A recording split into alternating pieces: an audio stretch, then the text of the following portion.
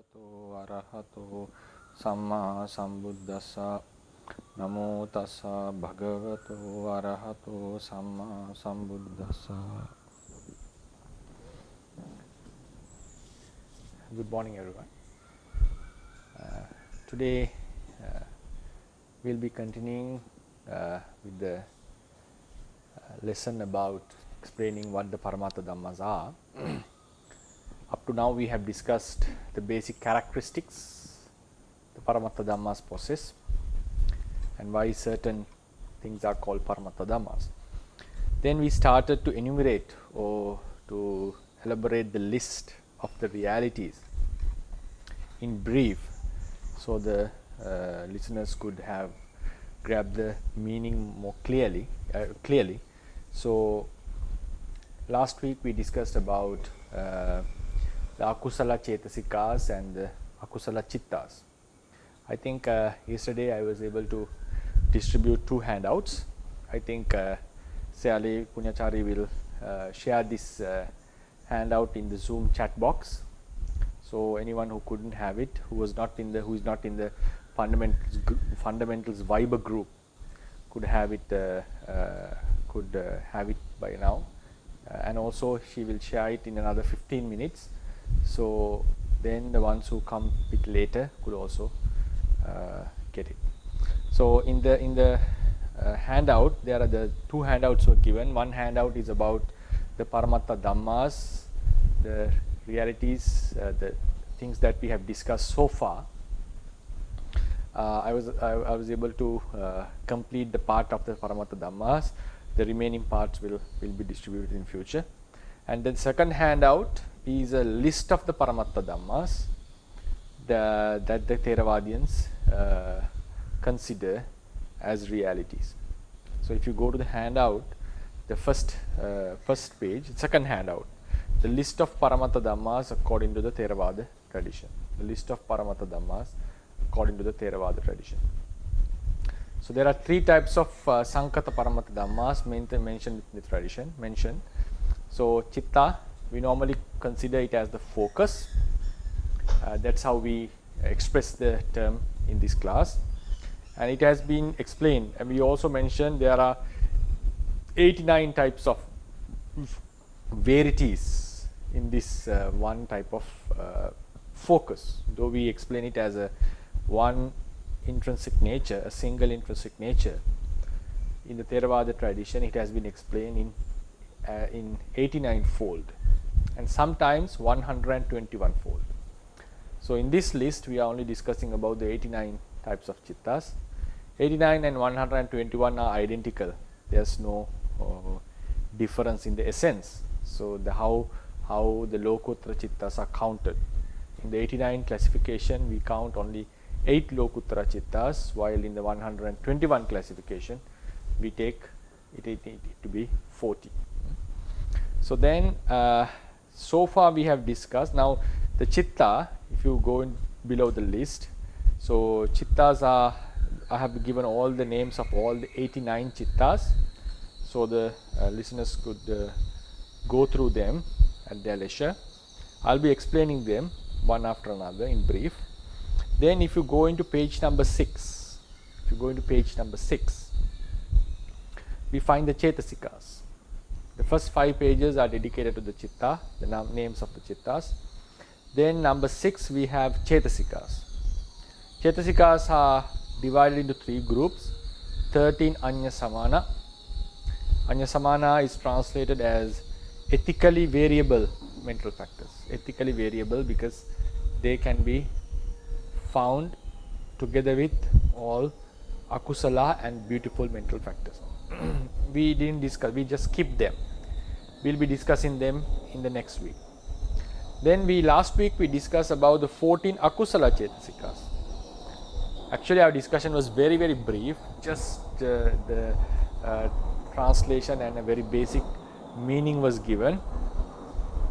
So then after describing the 14 akusala Chetasikas, we mentioned the Chittas which associate these 14 akusala Chetasikas are called akusala Chittas.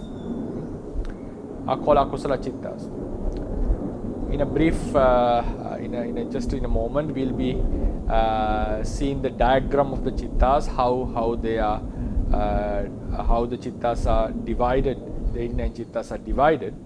So the chittas which associate these 14 chetasikas, akusala chetasikas, unwholesome mental factors, chittas which associate them are called akusala chittas. I think we try to understand the difference between the chetasika and chittas last week. Chitta is the focus itself. Chetasikas are the mental states that associate this focus. So these, if any chitta is associated by any of these unwholesome mental factors, that chitta is called akusala chitta. If we go back to if we go back in the handout to the first page, if you go to the first page, under the chitta we find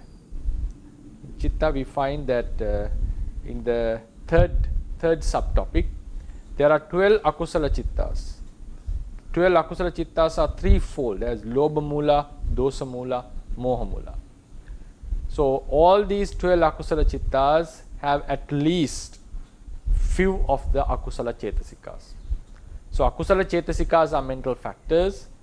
Akusala chittas are the focus or the mental consciousness that are associated with these akusala chetasikas. So we should be able to distinguish this difference when we are studying the Theravada teachings. Then we go back to the page number 7. We go back to page number 7 in the Chetasika group. There are the third group of Chetasikas. We call them the Sobhana Chetasikas. Sobhana Chetasikas. Sobhana Chetasikas are 25 in the number. 25 in the number. Today we are going to discuss about them. So the chittas which associate akusala chetasikas were called akusala chittas. Then the chittas which associate these sobhana chetasikas are called sobhana chittas. We can see the similarity. If a chitta associates akusala chetasikas, that chitta is called akusala chitta. If any chitta associates sobhana chetasikas, that chitta is called sobhana chitta. But when you go through the list of the chittas in this handout, you will not see any particular chitta called sobhana chittas. Now we'll be explaining that in the board, what are the sobhana chittas out of these 89. Then in the page number 8, we find the rupa. Rupa is mainly twofold, 4 great elements and the derived elements. We call them Mahabhuta and Upadaya Rupa. Mahabhuta and Upadaya. 4 and 14. Why normally the derived matter is 24? Why did it became 14? Because we have taken out the Anippanna Rupas. That are the Rupa that are not concretely produced by any of the 4 factors. So normally when you study the Theravada Abhidhamma, we study about 28 types of Rupas, but here we have given only 18 Rupas, excluding the last 10, which are not ultimate realities according to the tradition. So this is the brief introduction about the handout.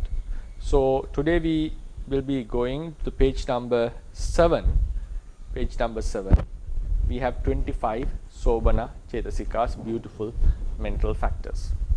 So the chittas which associate these beautiful mental factors are called beautiful consciousness, Sobhana Chittas. Sobhana Chittas. Then I think it's easier if we can enumerate what are the Sobhana Chittas in the first place. For that, we'll go to the first page. In the first page, we have mentioned Chitta is fourfold. Kamavachara, Rupavachara, Arupavachara and Lokutra. Kamavachara, Rupavachara, Arupavachara and Lokutra. We'll have a brief explanation about them in a future lecture. What are these Kamavachara, Rupavachara, Arupavachara and so forth. So today we are going to find out what are the chittas which associate these Sobhana mental factors, Sobhana Chetasikas. For that, we should first enumerate the chittas. So chittas is divided mainly into 4 groups.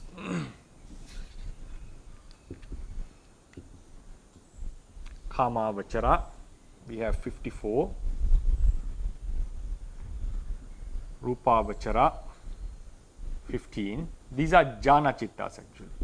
These are jhanas. Arupavachara, 12. It's a higher type of a jhana. This is a jhana which have a mostly associated with a rupa, or which leads to a Rupavachara Brahma realm. This jhana is disassociated with rupa and it leads to a life without the matter. Then we come to another chitta called Lokuttara chittas. They are 8 in number. Normally the chittas are 89. 89. Then we come into Chetasikas, mental factors, 52.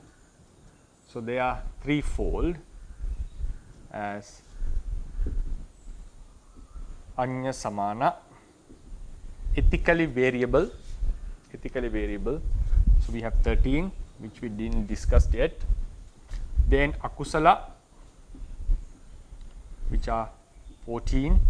Then Sobana, 25.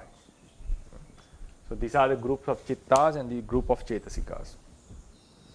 The very basic understanding should be chitta is a one thing, chetasika is a different thing. Though they arise together, they are completely different realities. That understanding, distinguishing these two realities as two different entities or two different particulars is very vital in understanding the teachings. Then these 54, if you go to the page number 1 of the handout, now these are the first classification: 54, 15, 12 and 8. So don't worry about the numbers much. The important fact is chitta has been explained as fourfold. What is the basis for this classification? We shall discuss it later. Then these 54 Kamavachara chittas are again threefold. As if you go to the second category, Akusala chittas, 12. Then we have Ahetuka, 18, and Kama Sobana, 24. Don't worry about the numbers much, right? So this is how the Kamavachara chittas has been classified. Right? So Akusala, Ahetuka, Kama Sobana. Akusala means unwholesome. So far we have discussed, if any chitta associates any of the akusalas, that chitta is called Akusala chitta. We saw a difference in that, we saw a similarity in their association. Right? And the next thing is, these Akusala chittas never associate these Sobana chetasikas.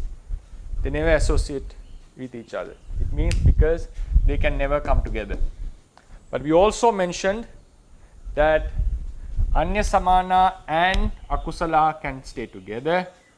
Sobana and Anya Samana can stay together, and sometimes they stay alone even without the association of Akusala or Sobana chetasikas. That also we mentioned last time. Sometimes there are chittas which only have these types of chetasikas, ethically variable, like the very basic, we categorize them as the very basic qualities of cognition. Basic mental qualities of cognition, such as feeling, perception, recognition, the focus, the one-pointedness. So these are the very basic. We cannot distinguish them as either as Akusala or as Sobana. But so they can associate Akusala and Sobana both at different times. That's why they were called ethically variable, because ethically these akusalas are considered as low. Ethically they have a low value. Sobanas are considered supreme in the ethical sense. But these anya samanas sometimes, now for instance the effort. So we can sometimes have effort for stealing. It can be associated with akusala. Effort for meditation. At that time, this effort, the basic fact of cognition, one of the basic characteristics of cognition are associated with sobana mental factors. So next week we are going to discuss what are these very basic factors of cognition. So far we discussed about the akusalas. Then so today we are going to discuss about the 24 sobana chetasika. So what are the chittas which associate these sobana chetasikas? So in the list, the Kamavachara group, Kamavachara belong into the sense sphere, sensual sphere. Rupa Vachara, Arupa Vachara, Lokuttara are spiritually higher attainments. With high concentration, you can attain into these chittas. With insight meditation, we attain into the supra-mundane level of becoming a noble being, Sotapanna, Sakadagami and so forth. So we'll discuss them later. What are these chittas? So now, sobana, 25 sobana chetasikas. Any chitta which associate any of these 25 chetasikas were called sobana chittas. Any of the chittas which associate the 14 akusala chetasikas were called akusala chittas. So the chittas which associate the sobana chetasikas are all these spiritual attainments are considered as sobana for sure. Spirituality means development of good ethical qualities. So they are the paramount position in our spirituality. One comes into a very high concentration, comes into a supreme wisdom, and then when we come into our normal, like these are spiritual attainments. In our day-to-day life, sometimes we do possess certain good qualities such as having a good virtue, having restrainment from evil deeds. So these kinds of good thought, good behaviors can be found even in the beings who have not advanced in the spirituality, who have not reached higher heights in spirituality. So therefore, in the sense sphere, so these are the ordinary chittas, these are the spiritually higher chittas. In the ordinary chittas, obviously there are akusalas, and there is a chitta called ahetukas, which we will be discussing next week. What are these chittas? Then we have some kind of good type of chittas, but they are not in the standard of these high spiritual attainments. So therefore, the chetasikas, these 25 chetasikas are surely associating these chittas. In the Kamavachara realm, they associate up to here. Up to here. So these chittas are as not all the sense sphere chittas. That's why we had to divide it into 3 groups. So these chittas are associating sobana chetasikas. Right? So therefore, we call them collectively. We can give them a name. We give them a name. Sobana chittas. Why are they called sobana chittas? Because they associate sobana chetasikas. Then, just to complete this picture, now I think you can guess. We mentioned chittas which associate akusala chetasikas are called akusala chittas. Chittas which associate the sobana chetasika are called sobana chittas. What we are left with is these anya samana chittas. They are we recognize them as the very basic characteristics, mental traits of cognition, the very basic level of cognition, anya samana. If you go to have a some sort of idea about what are these Anya Samana, very basic characteristics of cognition. Please go to page number 6. Please go to page number 6. We find 13 Anya Samana Chetasikas.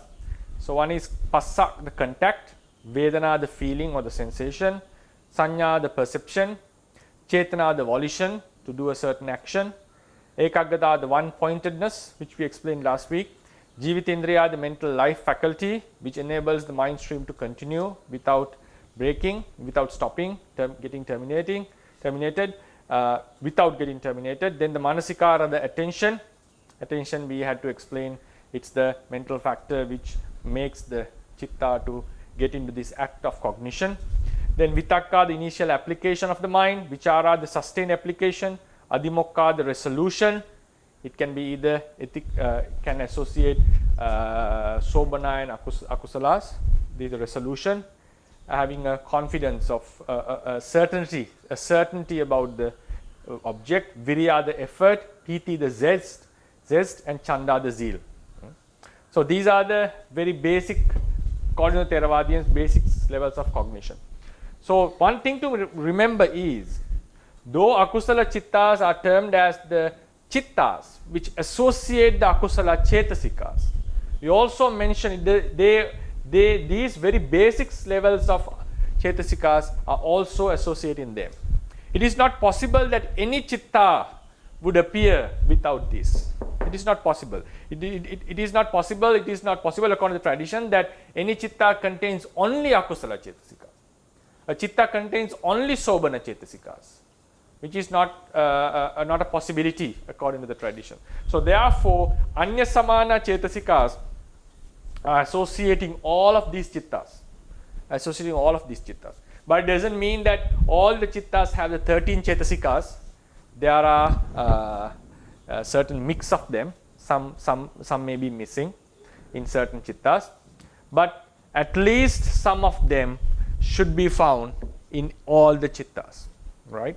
So therefore, these Anya Samana, if we circulate it with blue color, right, Anya Samana can be found in Akusala Chittas as well. Can be found in the Sobana Chittas as well. And then these Ahetuka Chittas have only the Anya Samanas. These two groups. Right? So, Akusala Chittas contain, why they are called Akusala Chittas? Because they have the Akusala Chetasikas, but together with few of these 13, and Sobana Chittas are the Chittas which associate the Sobana Chetasikas, but keep in mind, some of the Anya Samanas are also found in them. Then these 18 Ahetuka Chittas are only associating these Anya Samana Chetasikas. I could have easily drawn it like without this blue line, which would give a clearer picture. But technically, it is not perfect. That's why I drew this line. But before drawing it, we can have a, I think, better view on the chart. Now, Sobana Chittas are associated in Sobana Chetasikas, Akusalas are associated. Akusala Chittas are associated in Akusala Chetasikas. Then Ahetuka Chittas, these 18 Ahetuka Chittas has only the Anya Samana. They are neither considered ethically low nor ethically higher. Right? So these are the Ahetuka Chittas which only have the Anya Samana Chetasikas. But technically, we should keep in mind Anya Samanas, I think it's clearer. Anya Samanas can be found in Sobana as well. Right? Technically. Anya Samanas can be found in Akusalas as well. So that's why we drew the blue line. Blue line can be found in all the Chittas because they are the very basic characteristics of cognition. Right? So today we are going to discuss about these Chetasikas and briefly what are these. No, not the explanation of Chittas, we are just going to explain how they are, like what are these chittas connected with these Sobhana Chetasikas. Right. I hope everyone get a clear view on these, how the chittas and Chetasikas are combined. Right, chittas and Chetasikas are combined. So before we go into the explanation of Sobhana Chetasikas, we discussed about the Akusala Chittas last time.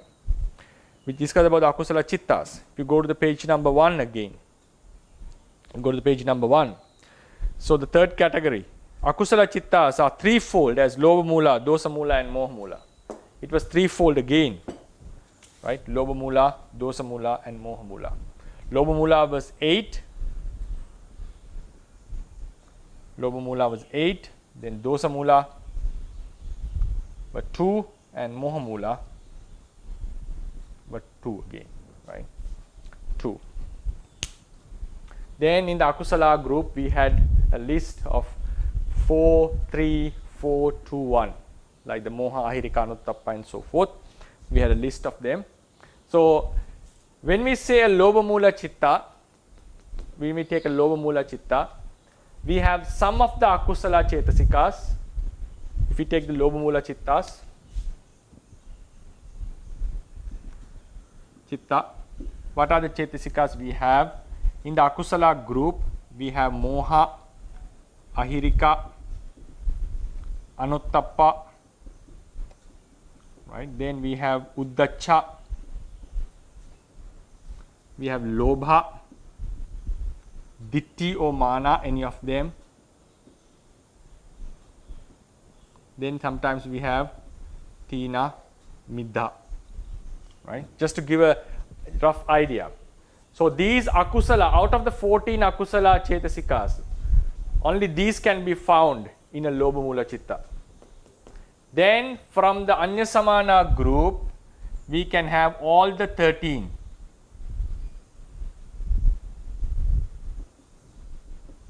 Right? Anyasamana, all the 13. So when we say a Lobha Mula Chitta, Chitta itself is the focus.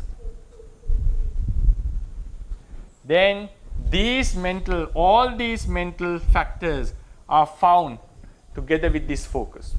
So then that focus is called a Lobha Mula Chitta.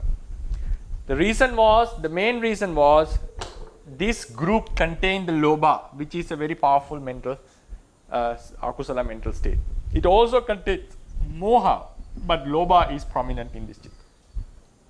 So when we take the Dosa Mula Chittas, again we have some kind of these Chetasikas, but there will not be any Lobha if you take it a Dosa Mula Chitta.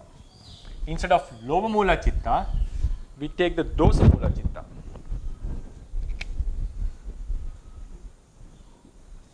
These two, Dosa Mula Chittas. Not these 8, these 2 Dosa Mula Chittas. We have the very basic Akusalas, then we have Dosa, Issa, O Machariya, O Kukkucha,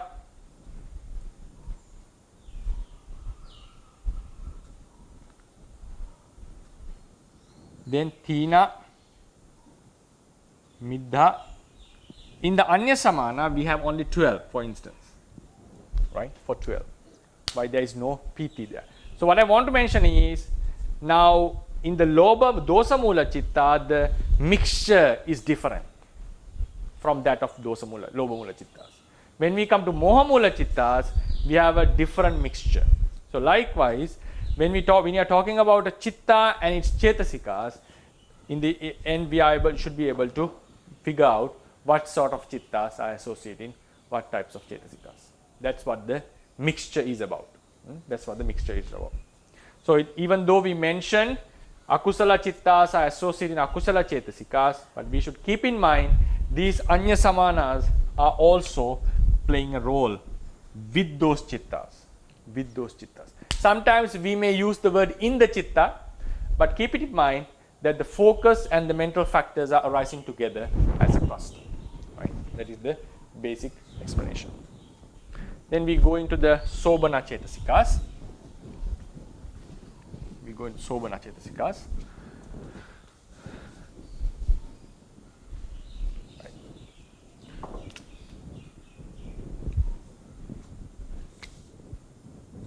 Sobana Chetasikas. If you go to the handout, I think page number 7. Yeah, page number 7. 25 Sobana Chetasikas, beautiful mental consciousness, mental factors. First one is Saddha. First one is called Saddha. Saddha is the purity of the mind. Saddha is the purity of the mind. There is a mental state which purifies the mind from unwholesome mental qualities. So it's like when in a muddy water, the legend says that a universal monarch, one who controls the entire human world in a certain era, possesses a gem called Udakappasada Manikya. Udakappasada Manikya means a gem that purifies, purifies the water, letting the dirt to go down, shrink down, sink down, and purifies for the water to be to a level that can be used instantly. So normally a universal monarch crossing a river with his huge retinue, huge forces, the army forces, suddenly he gets thirsty and asks for some water. So the servants would say the water is completely dirty because a huge army has just crossed the river. So then he gives his Udakappasada gem, the very special gem.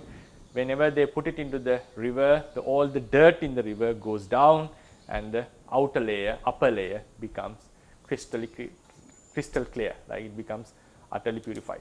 So they take the water out of the river and offer to the universal monarch. He could drink it instantly. So likewise, our mind stream is usually occupied by unwholesome mental factors. The mind likes to go into the unwholesome. That is a very basic fundamental of the teachings. Buddha mentions papasming ramati mano. The mind enjoys in unwholesome deeds.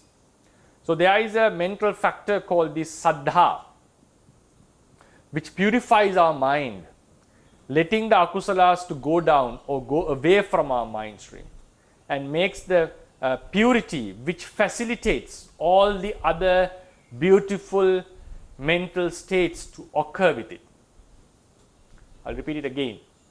This saddha purifies the mind, and it acts as the basis for all the other ethically good qualities such as mindfulness, such as generosity, loving kindness, wisdom to occur together with the focus, with the mind.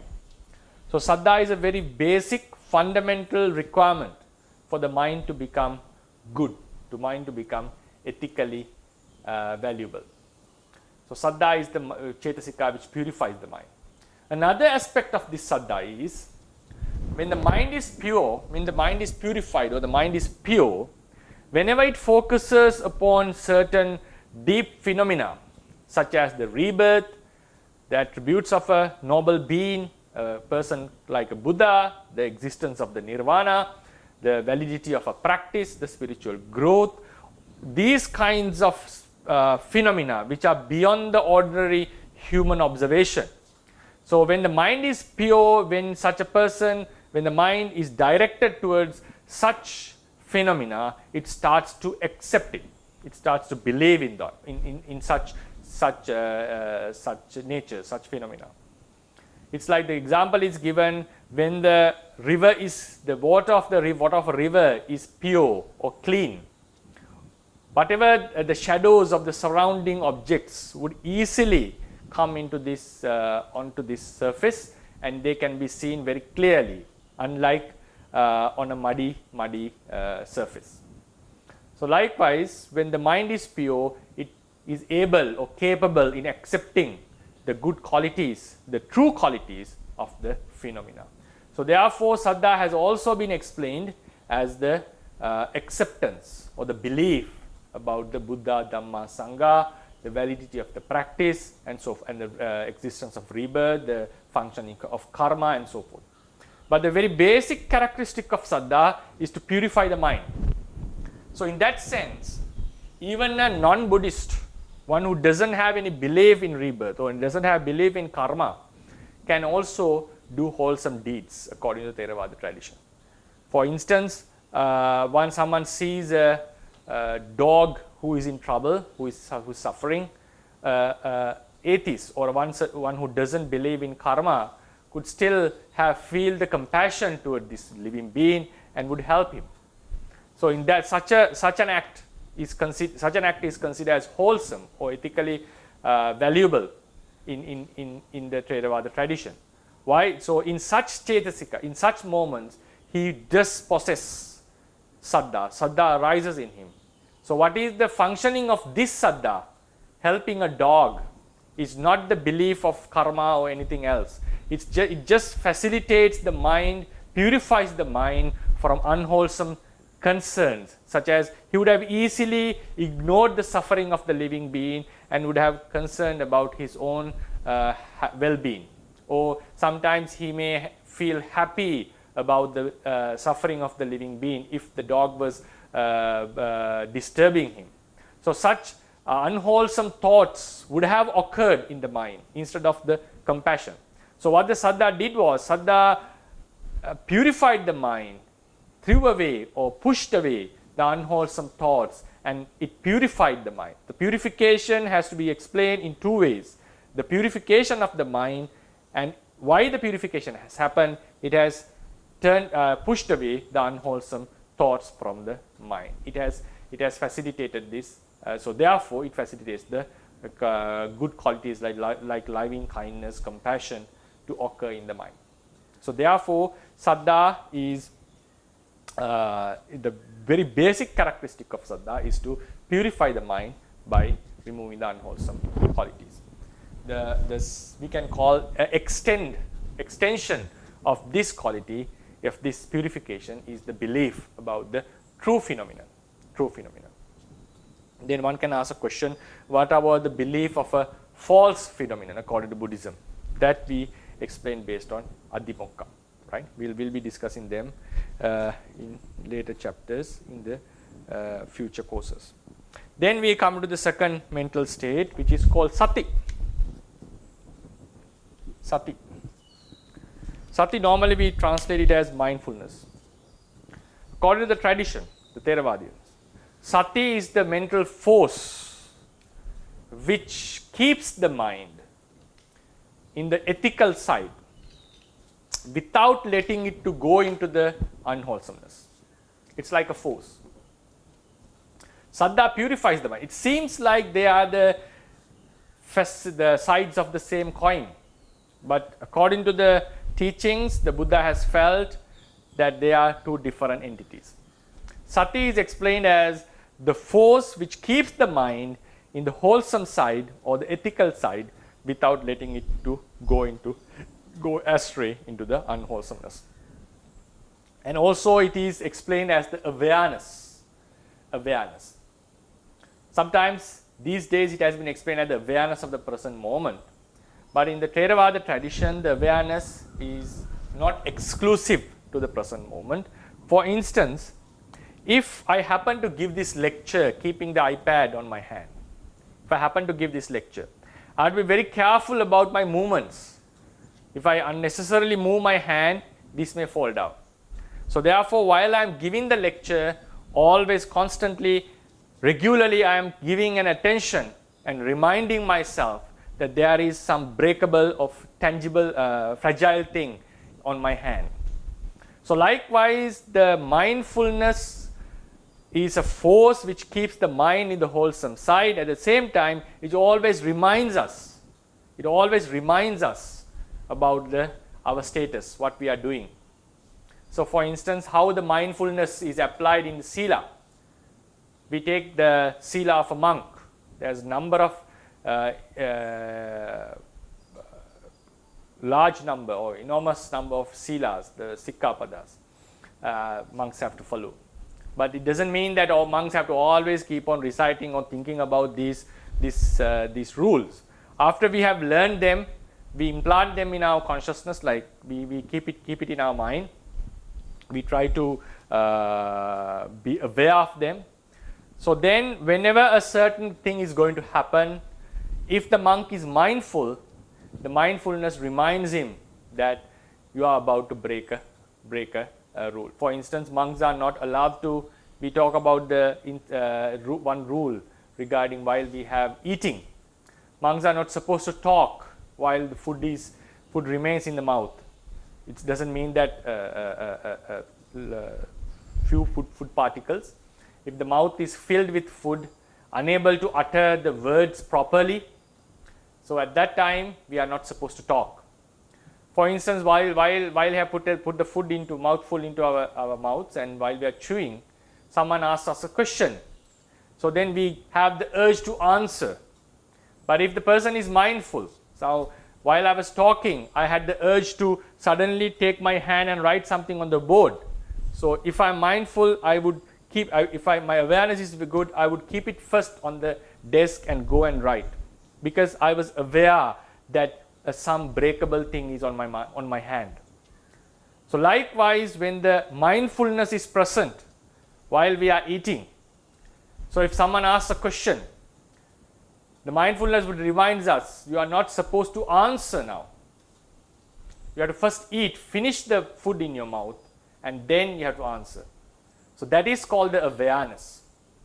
So in the Theravada tradition, sati, mindfulness, is not the focus on the present moment. There is no, Buddha has, now when we think about the sutras, Buddha has given how the mindfulness can be brought into the past objects. How do we consider about the past objects and so forth. So the scope of mindfulness is very, very huge. But at the same time, we have to mention, if someone is maintaining a good awareness in the present moment, if someone maintains a good awareness in the present moment, that is also a part of the mindfulness. But the scope of mindfulness is not confined to the present moment. It has a larger scope. So that's why in the Theravada tradition, we explain mindfulness as the force which keeps the mind in the wholesome side, not letting it go into the unwholesome side. So that is the broader explanation of mindfulness, and that can be found while we are doing contemplation on the Buddha's attributes, while we are paying respect to a senior, while we are doing some duties to the others, even while I am teaching this Dhamma. I have mindfulness in terms of keeping my mind in the wholesome side, not letting it go into the unwholesome side. So the mindfulness is explained as the force which keeps the mind in the ethical side. So then we come into the, so it's also utterly necessary factor. Without mindfulness, none of the wholesome qualities would appear in our mind. Then we have Hiri and Ottappa, number 3 and 4. Hiri and Ottappa. Right? Hiri and Ottappa. These are called the ethical, the moral shame and the moral fear, moral dread. Moral shame and moral fear appears when we are about. It becomes manifest. It manifests obviously on occasions when we are supposed to do certain immoral deeds.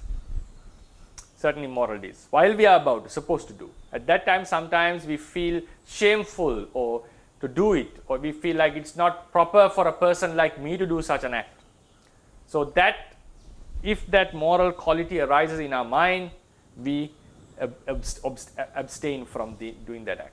Sometimes we see the dangers of doing an evil, the results that we would encounter in future by doing such unwholesome acts. Also the insult that we may get in this very life after doing such acts, the mean acts. So seeing the dangers, we get the ottappa, the fear, and seeing the inappropriateness proportionate to our character, we get the hiri. So hiri and ottappa are considered as the protectors of the civilization, lokapalaka dhammas. So that's why people have limitations in their acts, that we don't cross certain borders, right? We don't cross certain borders. They are also ethically valuable according to the tradition. Then we have alobha and adosa, another two, alobha and adosa. Alobha means detachment. Detachment is a mental factor which suppresses the attachment, suppresses lobha, craving. Its manifestation is very obvious while we practice charity, giving dana. We have a detachment towards our objects that we possess, so that's why we are able to donate it to someone else. And also it is very conspicuous in moments, in occasions like observing the repulsiveness of our body. So then the lust that we have towards ourselves gets subdued, about ourselves and also about others. So in Asubha Bhavana, the repulsive meditation, and also seeing the repulsiveness of the food, ahare patikula sanya, and also while giving charity, this alobha becomes very obvious. Adosa is the non-hatred which suppresses the hatred or the anger. It manifests as loving kindness in some occasions, not like wishing for the welfare of other beings, not getting angry or upset with someone. So this adosa is also one of the very basic requirements in our mind, dealing with the object in a proper manner without getting without getting upset about it. Alobha and adosa, when we talk about very basic cognition, alobha and adosa are very necessary in every sobhana chitta, every good type of chitta. So with that, we are not attached to the object, we are not disliking the object, so we maintain a very good balance in our mind because of these two mental factors. Then we have another factor called tatra majjatata.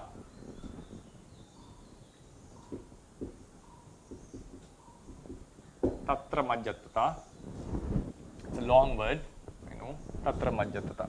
The tatra majjatata has been explained as, so we see when we have alobha and adosa also there is a certain kind of a balance in our mind, in the wholesome side.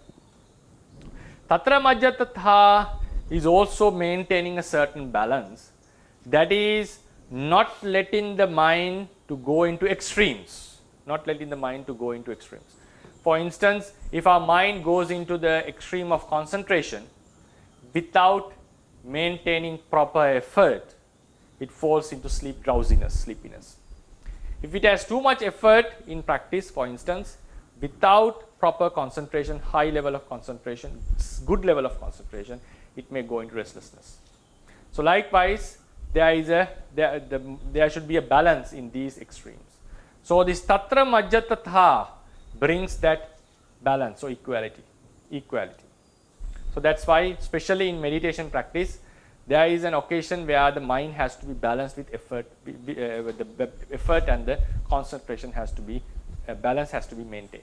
Sometimes the mind goes into extreme happiness, which can also take us out of the proper practice. Sometimes it comes into a roughness, like it becomes boring and so forth.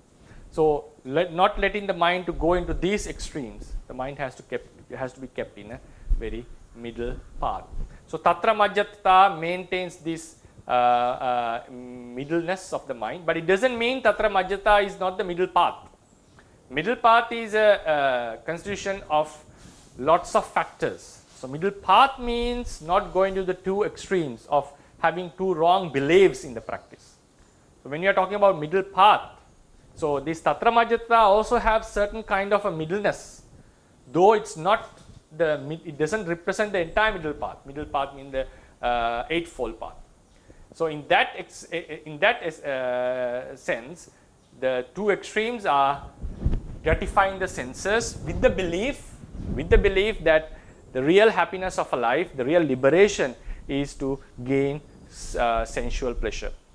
Another extreme is the liberation can be obtained by tormenting the body and the mind. So these are the two extremes, but the middle path is we have a gradual development by observing sila, developing concentration and attaining the wisdom, we will be able to get rid of the suffering of rebirth.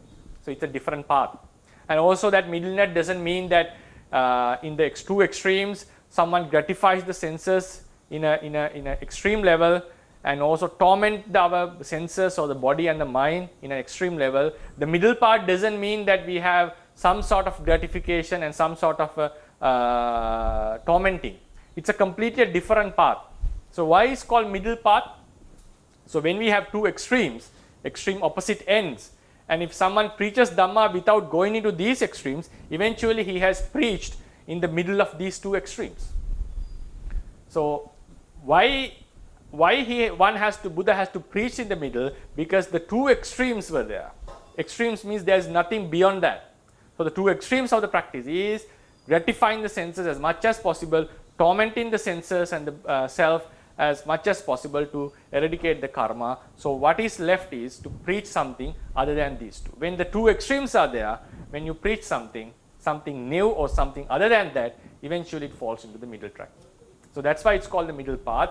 It doesn't mean that a person practicing in Buddhism should have some sort of gratification or some sort of tormenting of the self. No, these elements should not be brought in to explain the middle path. Middle path is a completely different practice, a practice which explains that the real liberation from the samsara is obtained by gradually developing sila, coming into a good concentration, understanding the truth, and cutting off the kilesas. In this one aspect, the kilesas are given the food and they are strengthened. In the one aspect, kilesas are suppressed in an extreme level to not letting them come up. So Buddha understood it's not the way to deal with the kilesas, which are the reason for the rebirth. They have to be eradicated with understanding, right? So some practitioners in the middle path have to practice smoothly. They are unable to practice in extreme levels. But some practitioners need to go into extreme levels, like practicing dhutangas and having ordaining and restraining from eating in the afternoon, and so forth. So there are varieties in the middle path. So what I wanted to explain is this tatra majjatata, though it has been explained as in a balance of the chitta, it is not the middle path. It's a part of the middle path. We can say it's part of the middle practice. And the middle path also should be known very clearly according to Buddhist teachings. Then we have a list of cetasikas from number 8 to number 19. Pairs. We have pairs. Kaya passaddhi, chitta passaddhi. Kaya lahuta, chitta lahuta. Kaya mudita, chitta mudita. Kaya kammanyata, chitta kammanyata. Kaya pagunyata, chitta pagunyata. Kayujjukata, chittujjukata. So I'll just explain the basic meanings of these. Kaya here represents the group of cetasikas. Kaya represents the group of cetasikas. Chitta represents the focus. Chitta represents the focus. So the explanation is there is a tranquility of the mental sphere, tranquility. That is called passaddhi. All the wholesome acts are associated with such tranquility. And the next thing is, only when the mind is tranquil, it is able to have good ethical qualities. Then we have lightness of the body, lightness of the mind and the mental factors, which is opposite to the wholesome thoughts like thina middha and so forth, which makes our mind and the body heavier. Then we have mudita, malleability. Malleability means softness, we can call. It's not very rigid. The mind is not rigid when the mudita is present. Then wieldiness. Wieldiness is it's not appropriate or it's not suitable for certain wholesome deeds. So when the kammanyata, wieldiness is present, it's like a pure gold which can be used to make any of the ornament, any ornament of any shape very easily. So likewise, the mind is very adaptable to. Adaptable means it's adaptable to all the wholesome acts when the kammanyata is present. Then proficiency, pagunyata, the ability of maintaining the wholesome acts very without getting away from them. He is proficient in these acts, so it comes with gradual practice. Then we have rectitude, is the ujjukata. The mind is direct, erect. Erect doesn't mean, there are two types of erectness. One is the being honest. The one is always continuously practicing on the path without going up, forward and backwards. Like sometimes we may do wholesome deeds, sometimes we may go into the unwholesomeness. So there is a flux in the normal person's mind. So that happens because the ujjukata is absent. And also we can say mindfulness was absent. At the same time, ujjukata means it is the crookedness of the mind. He is not constant in his practice. And there are 12 chetasikas as explained as six pairs. According to the one commentary, sub-commentary, the Lady Sayadaw, Venerable Lady Sayadaw suggests that though they have been explained as 12 chetasikas, they should be considered as just 6 because it's not logical to consider tranquility of the chetasikas and tranquility of the mind separately. It's just tranquility is found in a mental cluster. Why? But why it has been explained as twofold as kaya and chitta? Because it has an effect to the body. All these 6 mental qualities have a great effect to the body. So that's why they have been explained as twofold, even though the Dhammasangani explains them as the tranquility of the chetasikas and tranquility of the mind as separately. When we observe it, it becomes clearer that it's just a one tranquility in the mind, the mental cluster, which supports the entire ethical thing. So that is something to be discussed in further lectures, like when we come into these chetasikas. Then we have 20, 21 and 22, Samma Kammanta, Samma Vacha, Kammanta and Ajiva. These are the restrainments. They are not found in all the Sobhana Chittas. While we restrain from evil acts, evil verbal acts, lying, slandering and so forth, and while we restrain from killing, stealing and sexual misconduct and various other unwholesome acts, bodily acts, we have these Samma Vacha and Samma Kammanta. So the restrainments are these 2 chetasikas. Then Samma Ajiva is restraining from unwholesome livelihood. Livelihood is to maintain our lives or our families, to support our lives or our families. So some people may do certain evil deeds for the sake of the livelihood. So if someone abstains from such livelihood, that is considered as a special mental factor. They are found in special locations. Then we have Karuna and Mudita. Karuna is the compassion, the desire of a being, desire of a person to alleviate the suffering of someone, to take someone away from the suffering, to bring him happiness. And then Mudita is the appreciation of someone else's success or someone else's happiness. So the difference of Karuna and Metta is Metta has a desire to make the other one happy or to give pleasures to others. Karuna is to make someone happy by removing him from the suffering. Mudita is appreciating, wishing that may his happiness retains, that may he not be apart from the happiness. Upekka is considering about the causal effects, cause and effects of karma and its vipaka, and maintaining a very equal mindset towards the ones who are happy and also ones who are in suffering. So these are the 4 Brahma Viharas, divine abodes explained in the mental sphere. Then Panyindriya, the wisdom, which sees the true nature of an object. When the Panya, the wisdom, is connected with the focus, the focus is able to see the real natures of the object. Chitta is called the focus. Then the Panya, the last mental factor in the Sobhana group, is present. The focus is able to penetrate into the true qualities of the object and to understand, have a deeper understanding in it. Right? So these are the 25 Sobhana Chetasikas, which you explained in very briefly. So these Sobhana Chetasikas are associating these Chittas. So what are these Chittas? We go into the first page of the handout. First page, we can see the first 2 are the classifications. The first classification is about this row, the 4 types of Chittas. The second classification, the Kamavachara, is again into threefold. Then the next classification is these Akusala are threefold as Lobhamula, Dosamula and Mohamula. I have given the names, even the Pali names. Then we have 18 ahetuka, which we didn't discuss, right? The page number 2. 18 ahetuka chittas are threefold as akusala vipaka, kusala vipaka and kriya, which we'll be discussing next week. So it's threefold. There are 18, right? So we have 7 akusala vipaka, 8 kusala vipaka, 3 kriya. Then we have kama sobhana. Now this is, we are in the sobhana chitta group now, kama sobhana. So in the kama sobhana is threefold as maha kusala, maha vipaka and maha kriya. 8, 8, 8, right?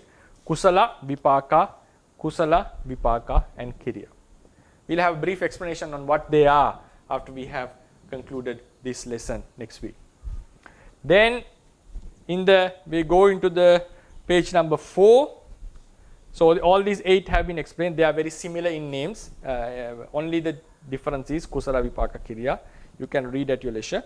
Then we come into the Rupavachara group. 15 is divided again into 5, 5, 5, right? Then Rupavachara kusala, Rupavachara vipaka, Rupavachara kriya.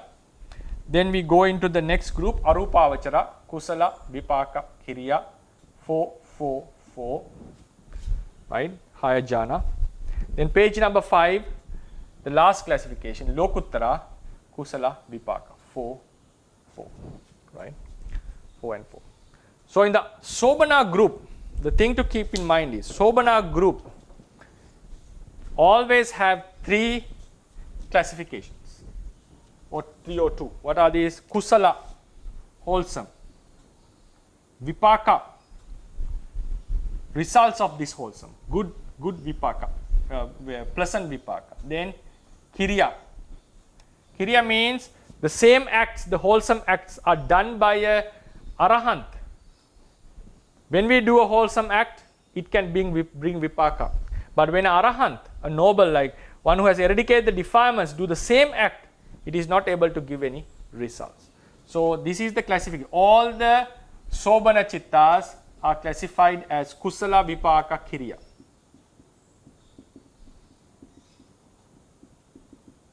Kusala is the acts that we do normally.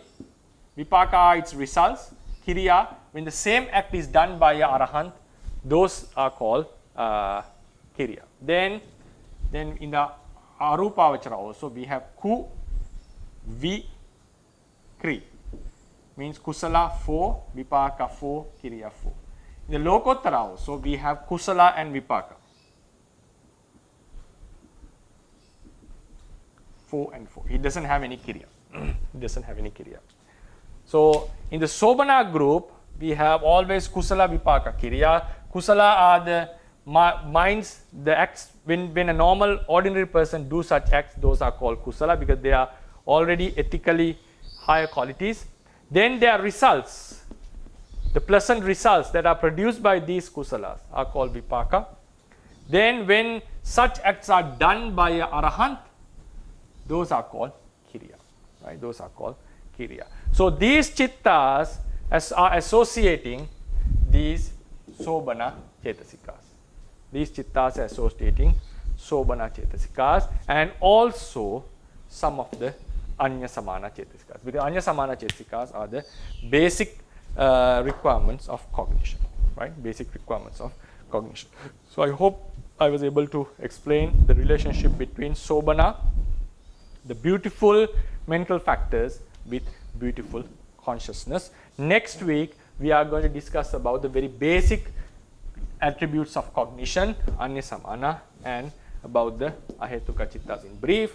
Afterwards we will be explaining what these chittas are in brief terms, what are they and what are their practical applications. Yeah. So I will conclude the lecture with this and leaving the session for the Q&A part. Yeah. Thank you, Bhante.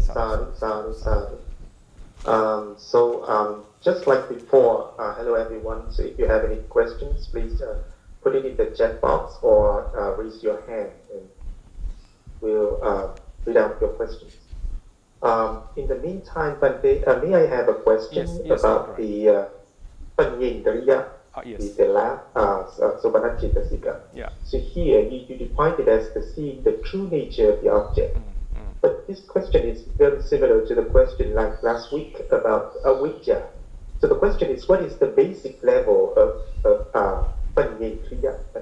Because to be honest, sometimes the Mahakusala Citta, we have that Mahakusala Citta, but it doesn't mean that we actually see the true nature of the object. Yeah.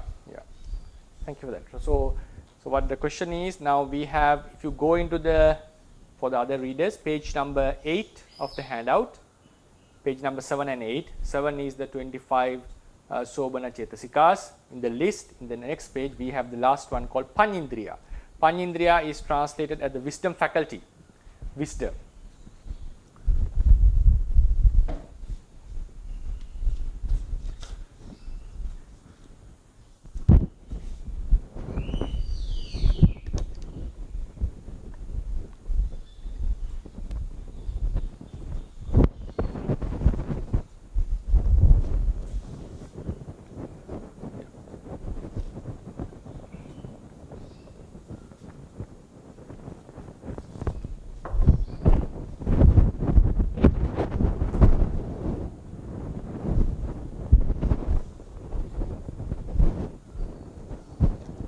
So we have Panyendriya.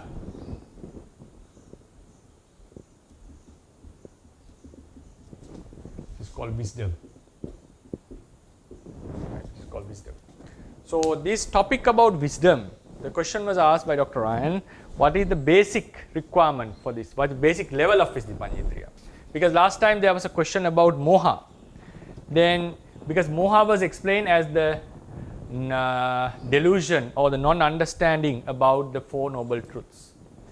I think some question asked this point, and we have explained it as, but in the very basic level, moha is the mental factor which makes the mind not to fall into the extremes, like not to take the object, not to get attached to the object, or not to dislike the object. So that's the very basic level of moha. So if the mind, if the moha is present, mind either goes into such extremes, or it get deluded about, or it get restless or something.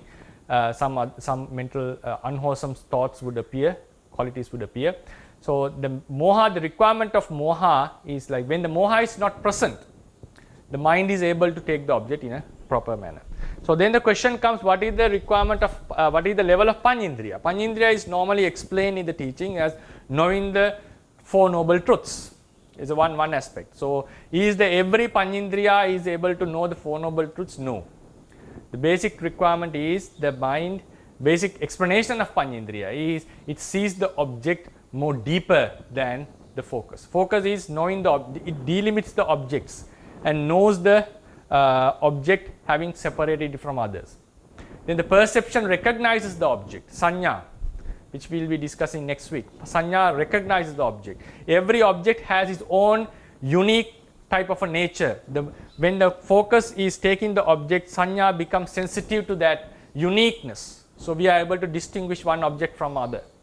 Then the Panyendriya, the wisdom, knows some extra attributes of this object. Another very similar quality which we will be discussing next week is vichara. Vichara means, if you go into the handout, page number 6, 13 Anya Samana, number 9, vichara, sustained application of the mind. The sustained application is also explained as is able to know the shallow qualities of the object. Shallow qualities means it becomes it starts to investigate qualities like the name, the color, the shape of a certain object. That's why it is very useful in jhana practices to make the object more clear. So perception is sensitive to such aspects. Vichara gets to know about such aspects more and more, but the wisdom knows some advanced qualities of the object. It is not necessarily that this knowing is related to Four Noble Truths. It's not necessary that this knowing is going into Four Noble Truths. Then what is the basic requirement, basic level where we should write the borders? Objects have, every object in the world, according to the tradition, doesn't possess certain qualities, like there are certain false qualities of an object. For instance, there is no self in any of the object. And in the Sankata, the conditioned objects are never permanent and are also not pleasurable in ultimate level. It doesn't give pleasure in the ultimate level. So likewise, if the mind starts to see the false qualities of an object, then we call it has fallen into the level of moha. It has fallen into the level of moha. Then the mind comes into a mind without moha takes the object without focusing on such, without accepting or believing in such false qualities. So that is a very basic requirement for the mind to not to fall into the moha with the akusala group, into the akusala group. Then we are left with the focus, knowing the object, having separated it from other objects. Then in that focus itself, now we write it, now this is the focus. So this is the object, it has separated from other, it has been the object has been separated from other objects by this focus.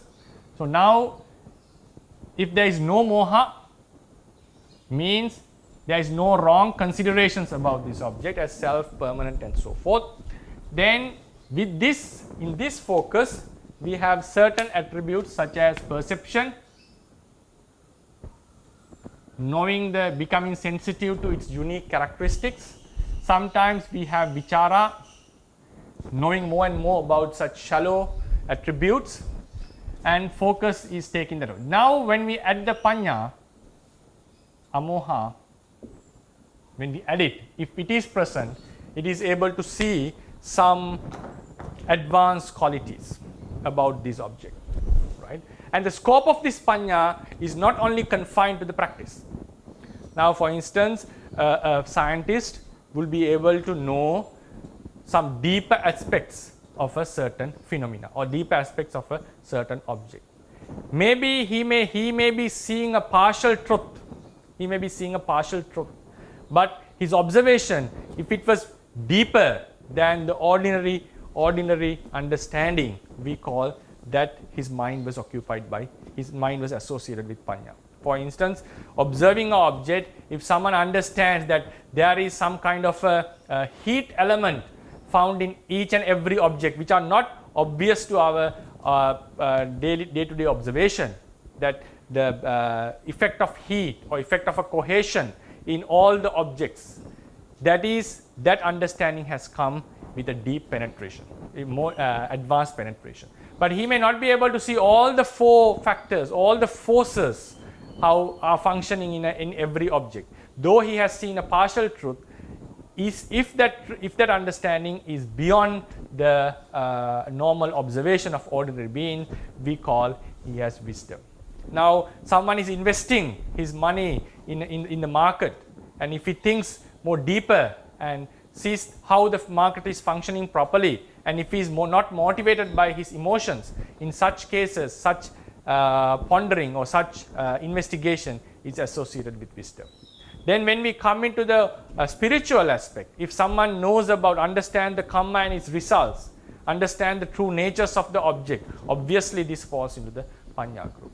So it's very difficult to draw the border when this level is present, panya is present, this level is present, the panya is absent. When it comes to the ordinary objects, like the day-to-day life objects, when is the panya is present and not.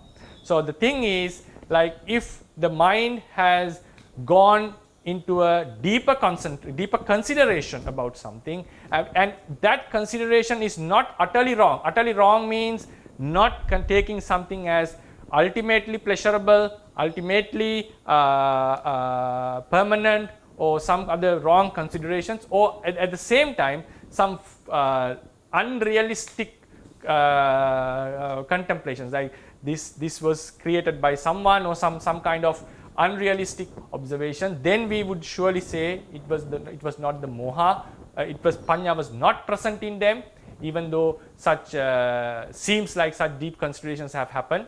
So then what we say is, now if such some kind of advanced consideration penetration is found, and if that object is real, if the object possesses such real contributions, even though it's a partial observation, we still say the wisdom is present. So the scope of wisdom spreads in a larger scale, not confined to the Four Noble Truths, not confined to the spiritual aspect. In day-to-day life, wisdom is found, especially when someone is studying subjects such as science, maths, and some social things.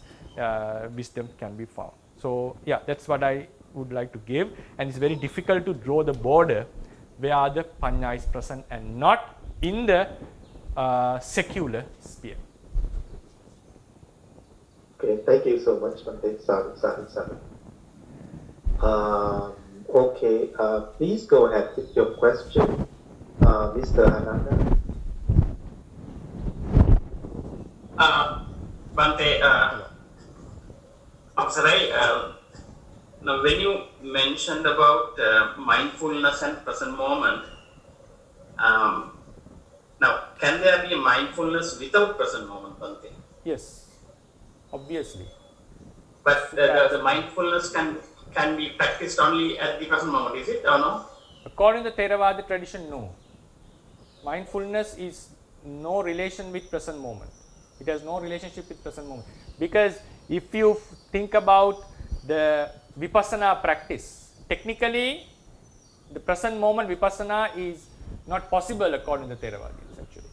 For instance, when we focus on a certain object, like I'll go into the extreme example, then we come into how the Buddha has explained about the mindfulness in the doctrine.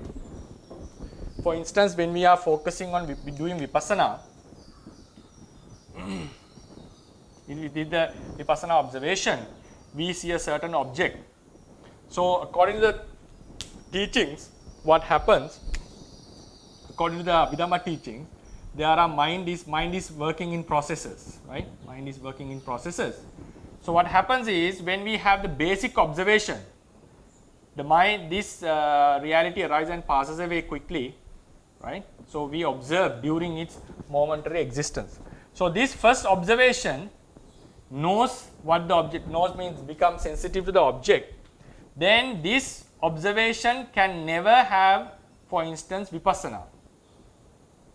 It can have mindfulness. Mindfulness means the mind is not thrown into the unwholesome side, but it cannot have that deep understanding about the object. The real Vipassana understanding comes up only after this process has gone.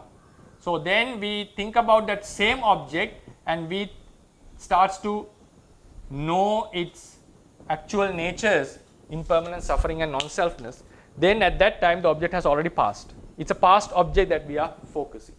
So technically the next thing is, if a mind arises in us and then we are aware of that mind, it has to happen with another mind, because the two minds can never occur in one person. So this is obvious that Vipassana mindfulness is always found. It's very rarely found with the present object. There can be extreme cases like observing others' mind and directly observing your rupa with the mind-o. There can be some rare occasions the present moment mind Vipassana can occur, but technically it's not there. Then now someone can ask, this is talking about Vipassana. So what about the mindfulness? There can be some mindfulness without Vipassana. Yeah, mindfulness is a larger scope. Mindfulness doesn't always need to be Vipassana. Even while we are contemplating the Buddha's attributes, the mindfulness is still present. For instance, we are focusing on the Buddha's qualities in Buddhanusati.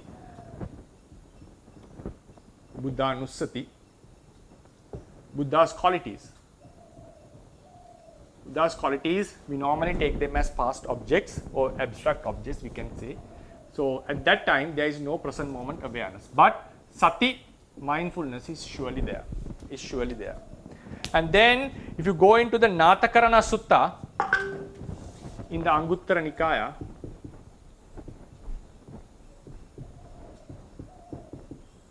Natakarana Sutta, Buddha mentions the mindfulness as contemplating, able to remember the things that we have done in the past, long past. The tradition explains it's not just merely remembering what we have done in the past. It's contemplating on the past. Now, for instance, I have done a donation to a certain temple or to certain monks, or done some duties to my teachers few years back. So now I would contemplate that my wholesome deed. And also sometimes the unwholesome acts that I have done in the past, like killing animals, killing creatures, or stealing, whatever act we have done. So these things can be remembered, recalled by us. So what the Buddha mentions is, according to the tradition, Theravadians interpret this. The Buddha says he is able to recall chira katampi, chira basitampi, sarita anusarita. He didn't mention whether they are wholesome or unwholesome. So the tradition explains this. What is this remembrance? What does it mean? Is it just remembering what we have done, acts that we have done in the past? So the tradition explains, no, it's not just mere recalling what we have done. It's remembering them in terms of vipassana practice. Vipassana practice means thinking, remembering, knowing, understanding. All these words I will be using: thinking, remembering, understanding, contemplating. That only aggregates did such acts. There was no person who did such acts on those occasions. Just Nama Rupa occurred and Nama Rupa passed away. Those Nama Rupas are not present at this moment. So that is called a Vipassana mindfulness, according to the Natakarna Sutta. Then we come into another explanation found in the tradition. This we come in the commentary literature in the Digha Nikaya, Samanya Pala Sutta. Not the sutta itself, commentary. It's a very long sutta. You have to go into Sampajana. Katha. Sampajana or Sampajanya, I forgot it. Sampajanya, right? Whatever. Sampajana or Sampajanya. So it explains about an instruction given by one of the ancient arahants of the tradition. So there were 7 special arahants mentioned in the Theravada tradition who were unable to attain the arahanthood, meeting the Buddha born while he was alive. They became delayed because of some delay in their practice while they were coming in the samsara with the Bodhisattva in 5 jatakas. So there were 7 arahants who were born in Sri Lanka at a later period and became enlightened. So one of them is Mahasiva.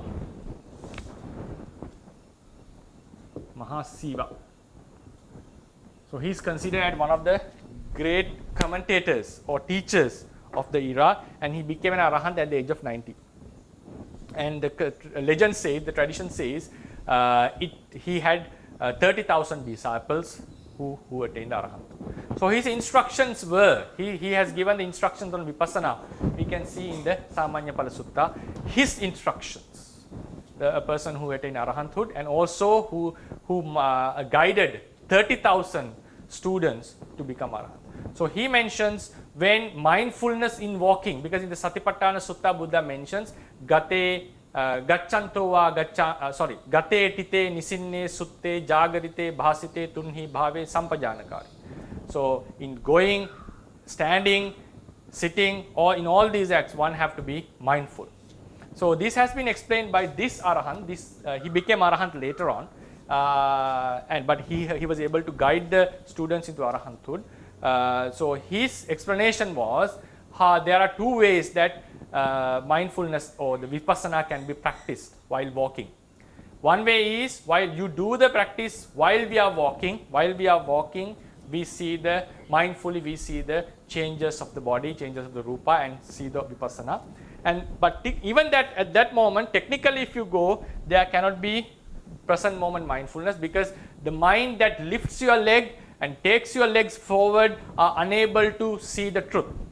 So those minds are wasted or used to lift the leg and move the leg and keep the leg.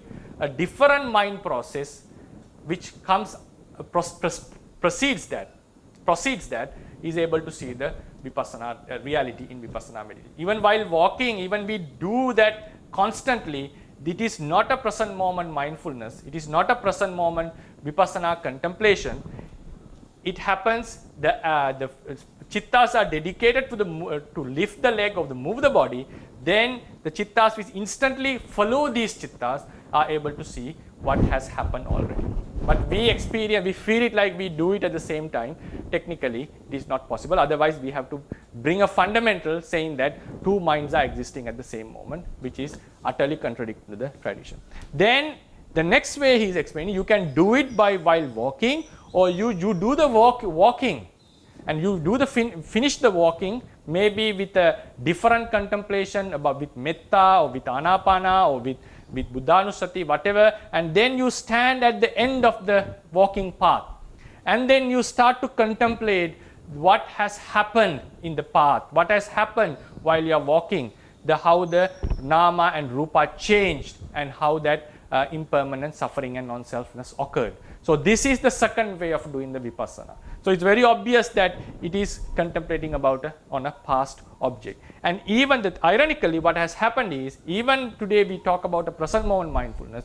Technically, it is impossible to have a present moment mindfulness in vipassana practice. So I exclusively explained the explanation on the vipassana level. I assume that the question was raised on such basis.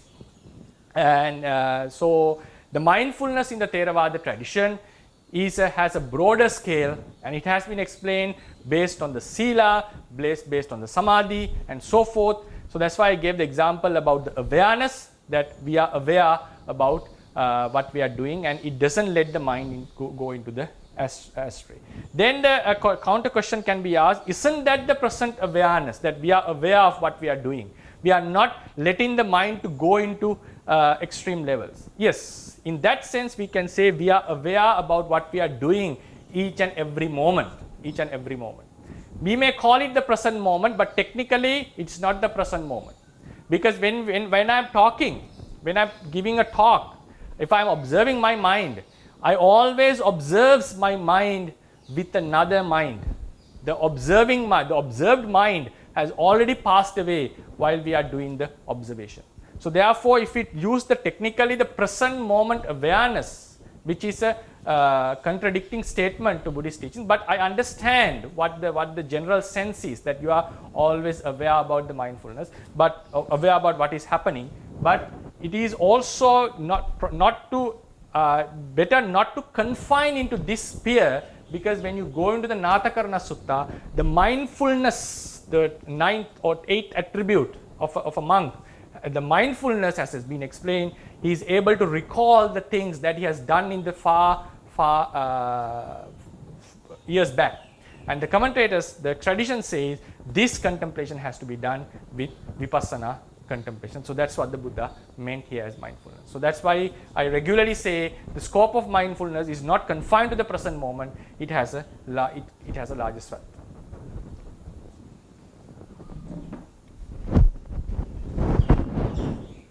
Is it clear or any? Bhante, actually, I was thinking of, I did not think about the object. Object can be past, but the action can happen only now. So that's my understanding goes. In that regard, whatever, even at if you are doing a akusala thing, even we are doing a akusala thing, that action is present, right? Yes. So whatever action we do is present. So this is not just the mind itself is present is not a criteria to call the mindfulness is present, because in that sense lobha is also present, dosa is also present.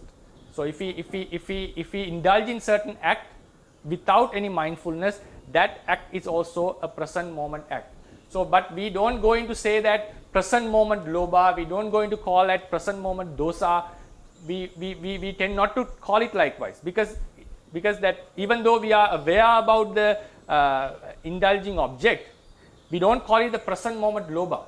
So likewise, mindfulness, the act happens, the observation happens the present moment, because every act occurs in the present moment. So that is not a way to use that the mindfulness is present in that aspect. That's what I mean. Yeah, that's right. Thank you. And just one more thing to add to it. What about the mindfulness in Arahant? So is that in the present moment? No. It's not necessary. No. Not necessary. Okay. Okay, Bhante. Thank you. Okay, thank you, Bhante. Saru, Saru, Saru. So there is just one more question in the chat box, Bhante. Okay. Okay. Yeah, so the question is, Bhante, could you please repeat what you explained about Kaya Citta? So I guess it is like the sixth pair of the Cittasikas. So why is it 12, but we can understand it as 6? And then could you please repeat about Kamanyata, Pagunyata, and Ujjukata, an example of their function in daily life? Okay, so it's also very important and useful. The Kamanyata, first we come into the Kamanyata, Pagunyata, and Ujjukata. Kamanyata is our mind is adaptable to do certain acts. So it is all is like the readiness, we can call it, the readiness. Sometimes our mind, certain acts, our mind is not compatible to do certain acts. So this, it can also be explained as his rigidness, but this mind needs to have compatibility to do certain acts. So it's, we normally say like it's, I forgot the example, the simile which was given. It says, if you give me 1 second. Yeah. Kamanyata is the readiness or fitness of the mentalities for wholesome deeds. When the mind is occupied with hindrances such as kamachanda, it is not to fit for wholesome acts. A person who has strong hindrances cannot keep his mind fixed in wholesome acts as he wishes. He is not able to do it as he wish. It will quickly get away from the unwholesome track and fall back into the unwholesome side. Kamanyata is opposite to nivarana, it's opposite to the hindrances. When it is strong, the mind is adaptable to many sort of wholesome deeds as pure gold which can easily be used to make jewelry. A person's mind with weak kamanyata retards back to unwholesomeness when he initiates wholesome deeds. When we start the wholesome deeds, it retards back as husks that are being thrown against the wind blows back. When you throw certain husk, you know the husk that is taken out from the paddy, when you throw it to a wind, it will come back. So likewise, a person retards in the wholesome acts when he has weak kamanyata. When kamanyata is powerful, a person's mind keeps on going forward in the wholesome track as a heavy stone thrown against the wind goes forward, cutting the wind, like it goes through the wind without coming back. It cannot be pushed by the wind. So likewise, this kamanyata is opposite of all the hindrances, and he is able to maintain his mind in the wholesome side without retarding.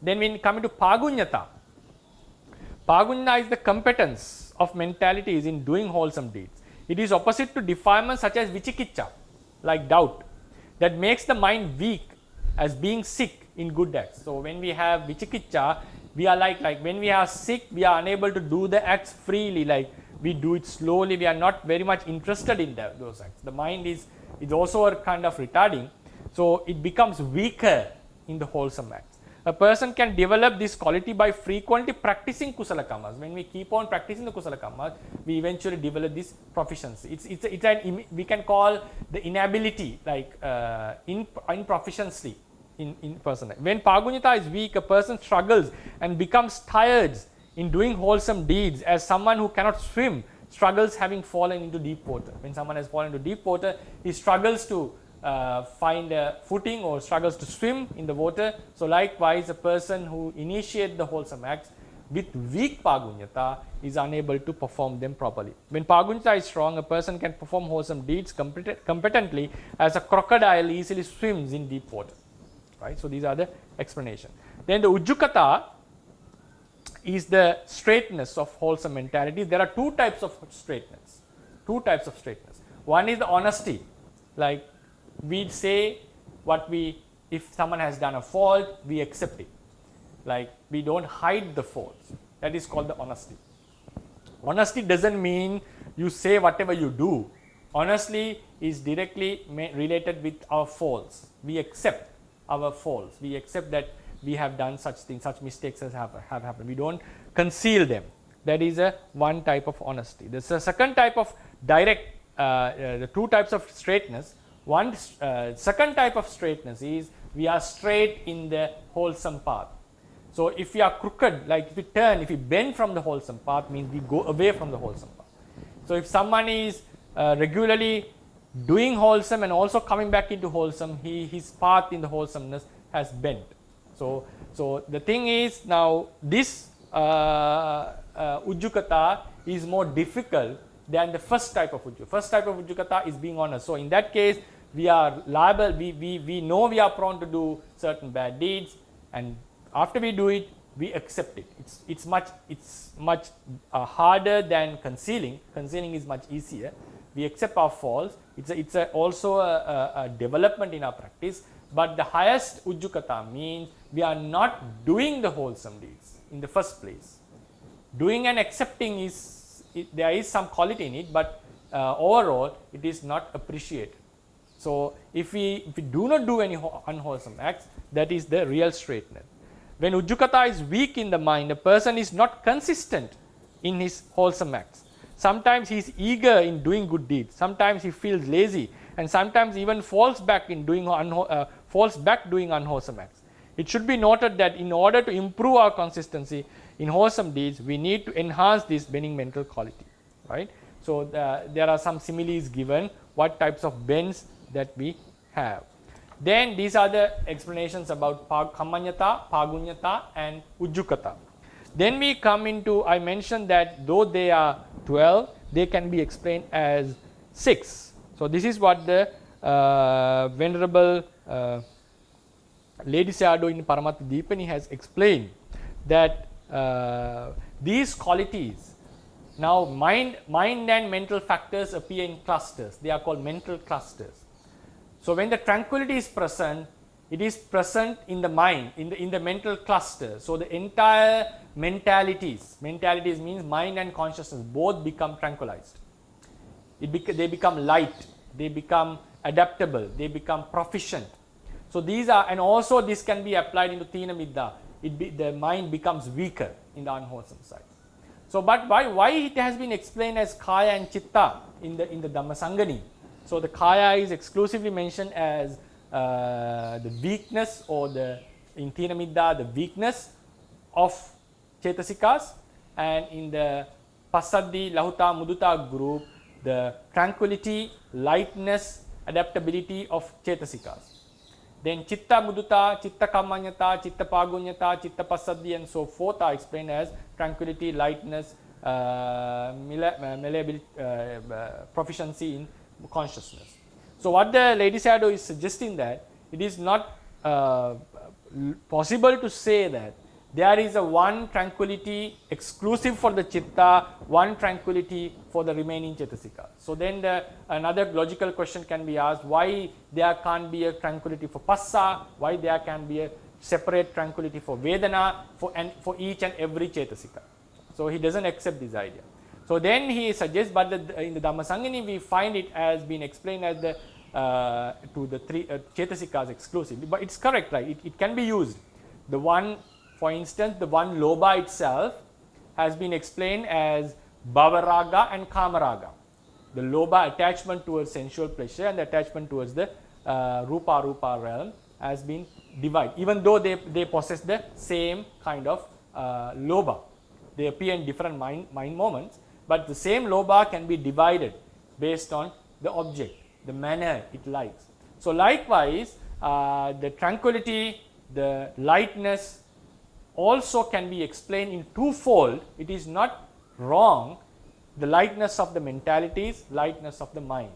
But when we come into understand the ultimate reality level, it seems better to consider it as a one lightness in the entire mental cluster, one adaptability in the entire mental cluster. So then the Ledi Sayadaw suggests why this division was made using this kaya and chitta.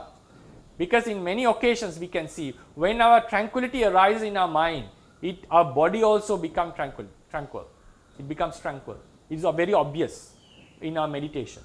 When we are weak, When we are lazy, the mind retards. At the same time, we know when the weakness is very powerful, the Tina Middha is powerful, our body also get affected. We feel very heavy in the body. It's one of the defilements that cannot hide. If you are very lazy, Tina Middha is very high, obviously it will get manifest through the body. Then when it comes to Pagunyata, Kammanyata, Lahuta, Muduta, the Sayadaw explains these qualities, like effect of these 5 qualities, starting from Lahuta, Muduta, Kammanyata, Pagunyata and Ujjukata, can be seen in the matter while we perform the Iddhivida, like the psychic powers. Especially when we levitate into the sky, Lahuta of the mind affects the body, Lahusanyancha.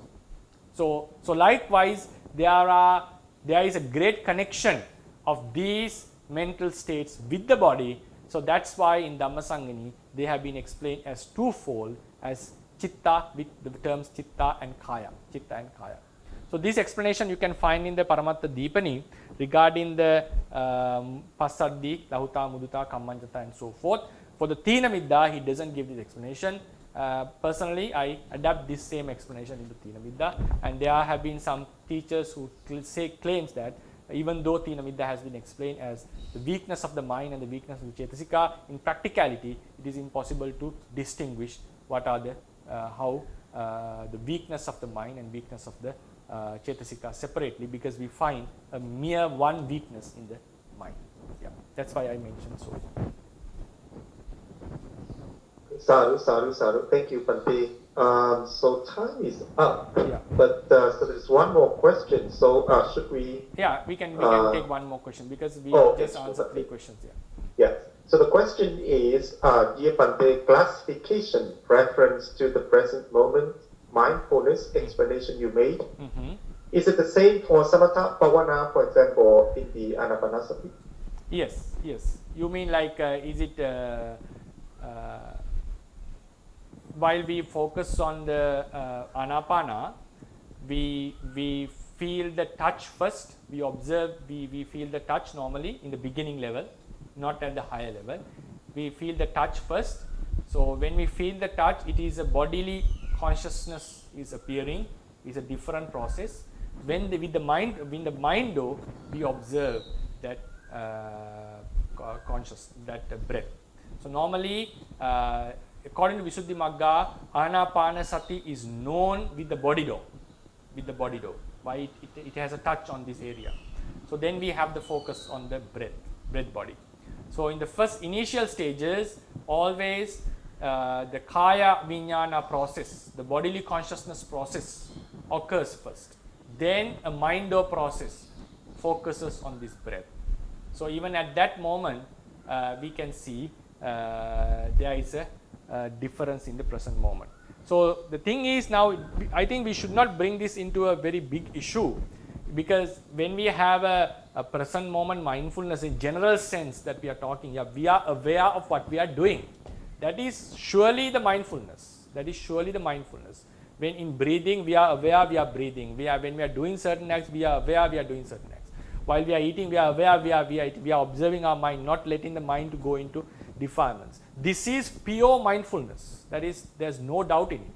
But this adoption of this term, present moment mindfulness, what I personally see is has confined the real scope of the Theravada tradition. Present moment mindfulness is mindfulness, but it's not that present moment mindfulness is only the mindfulness. Only the present moment mindfulness is mindfulness. This statement is not acceptable in the Theravada tradition.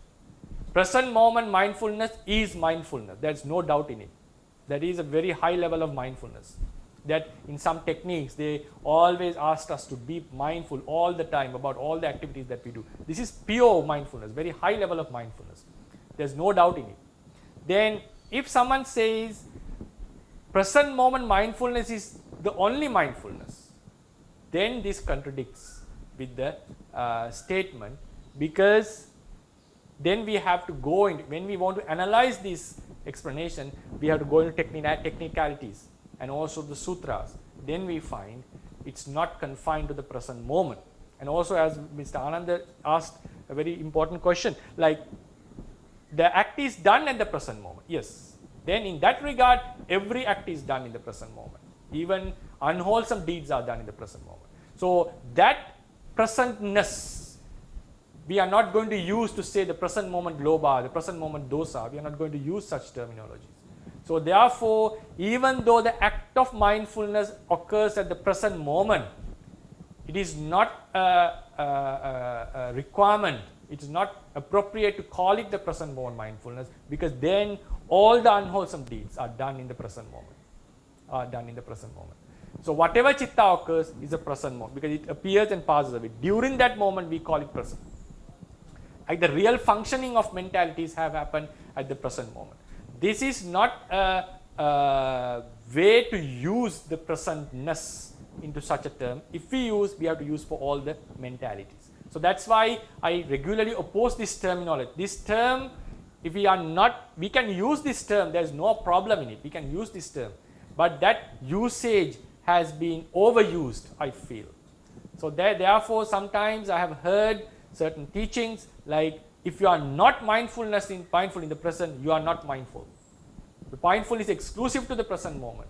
So this doesn't have any footing in the Theravada tradition. So that's why the Theravadians explain in a broader scale, saying that mindfulness is the force which doesn't let your mind to go into the unwholesomeness, regardless whether it's the future object or a present object or a past object or even a conceptual object or even the nirvana, whatever object it is, the mind is kept in the wholesome side. That force is the mindfulness. So in that regard, we can apply this into our daily practice. I'll just take 1 or 2 minutes. Like even that's why I gave the example. While we are practicing sila, the mindfulness should be there. Otherwise, what happens? We may go away. Now, in how do we apply this in the samatha practice? While we are meditating, we are focusing on the object. So suddenly the mind goes away. So if the mindfulness was there while it was making that initial movement, so suddenly the movement happens, that like mind is going to give up the object, this concentration is getting weaker. So if the mindfulness was there, strong mindfulness, another consciousness would remind us it's getting weaker, we had to be careful, increase the strength. So why suddenly we find we were focusing in an object and suddenly we are focusing, pondering about something else for a few seconds, the mindfulness was missing, the awareness was missing. So then what happens, while we are pondering, another awareness comes up and lets us know, now we are going away from the object, so please bring back to the present object. So if the mindfulness is constant, what happens? Constantly it reminds us to be in the present, in the relevant object. I would not use the present moment, the relevant object. But when we think about the overall context, we understand, yes, isn't it the present moment? Yes, that is a present moment, present awareness. But then we have to say in a general sense.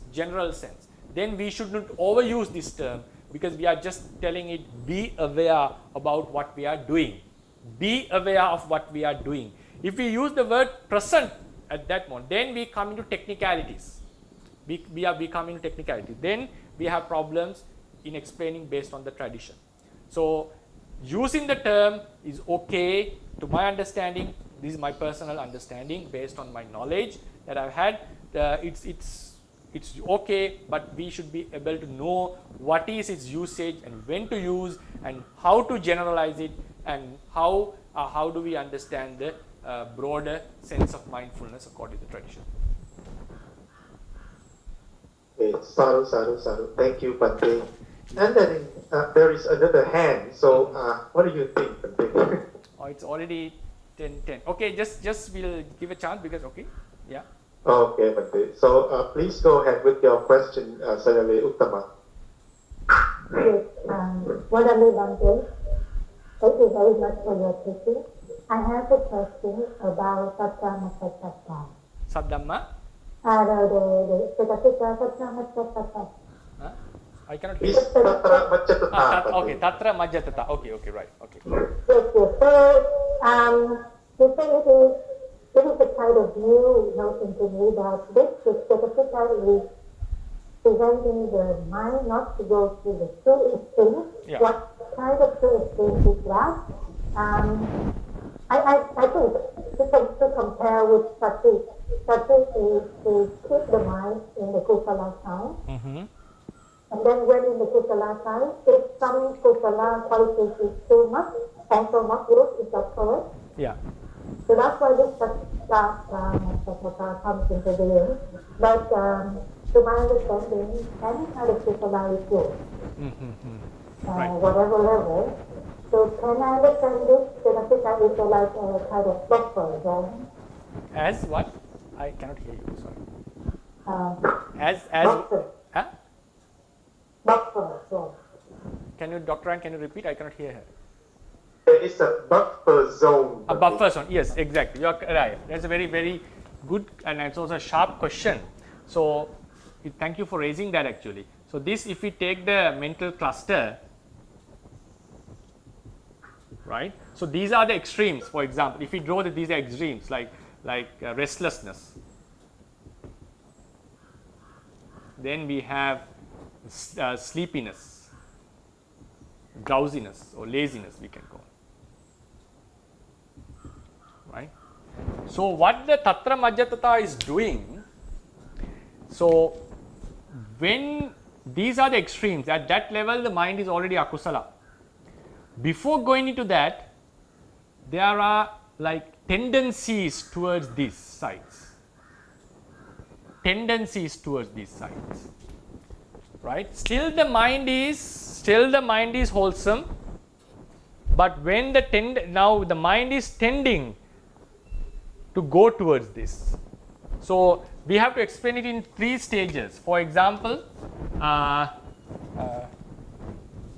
words doesn't come into mind directly. Yeah.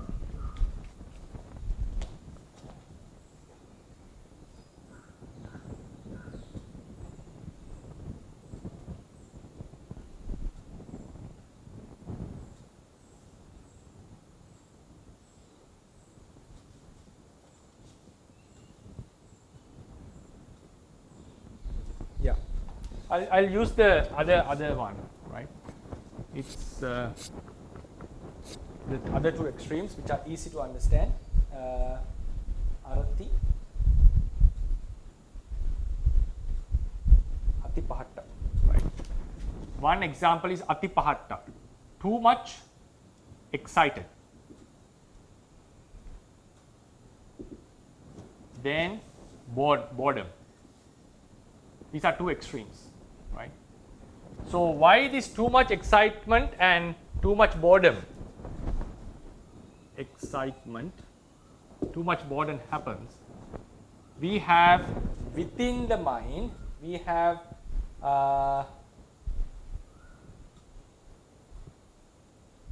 Atipahattata, Atilokata. These 2 levels we call Atipahatta. Okay, you can use the English terms. Right. Overly happy. Then cause. Right. So, the mind in the wholesome level comes into the happiness, increases. The equilibrium is broken. The balance is broken. Then what happens? After few moments, it falls into the unwholesome, akusala. Then the mind is cross, it's not having the pleasure in it, so it falls into boredom, akusala. So what happens? This Tatra Majjhatata doesn't let the mind to go into these extreme levels and it maintains. If the Tatra Majjhatata is weaker, the mind gets overly happy, but it's still in the kusala moment. The balance is being broken. Then what happens? After a few moments, it falls into the lobha, and sometimes it gets engrossed, but still we are focusing well. We are in the mindfulness, so the mind is losing its balance in this happiness and understand some kind of understanding. Right? Better to say not understanding, like a certain balance. So then if it gets more and more dry, what happens? In the end, it falls into the bottom. So this tatra majjatata maintains the mind not to go into these two extremes within the wholesome mind. So that is called tatra majja. This can be seen when our mindfulness meditation grows into a higher level in the bojjhanga. That upekka sambojjhanga plays a huge role in maintaining this balance. Right. So I hope you got an answer for this. We can call it. Oh, Yeah. Yeah, thank you. But maybe next time we Okay, have yeah. another question, because I have a question based on your explanation. Okay, right. But it's time now, so we will Right, do it okay. next time. Okay. So thank you for listening. Thanks for joining. So we hope could understand, have a better picture on the Chitta Chetasika. So hope to see you next time. And may this kusala help to prolong the Buddha Sasana for a longer period. Sadhu, sadhu, sadhu. Buddha Sasanang Chirantiddhatu. Buddha Sasanang Chirantiddhatu. Buddha Sasanang Chirantiddhatu. Sadhu, sadhu, sadhu.